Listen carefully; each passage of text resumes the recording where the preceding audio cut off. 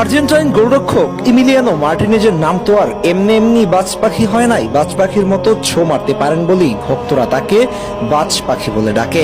তেমনি আজকে দেখাবো বাজ পাখির প্রমাণ। ইমির এই সেফটি দেখুন তো। স্বাভাবিকভাবে আধুনিক ফুটবলে যখন একটা দল অ্যাটাকে উঠে গোলকিপার বক্সের সামনে চলে আসে, ঠিক আর্জেন্টিনা অল ওভার অ্যাটাকে ছিল। ইমিলিয়ানো মার্টিনেজ তার জায়গা ছেড়ে বেশ খানিকটা সামনে চলে এসেছে। হুট করে মেসি পাসিং করতে গিয়ে বলটা পেয়ে যায় পোর্তারিকোর ক্যাপ্টেন। তিনি খেয়াল করলেন মার্টিনেজ তার পজিশন ছেড়ে বেশ উপরে অবস্থান করছেন।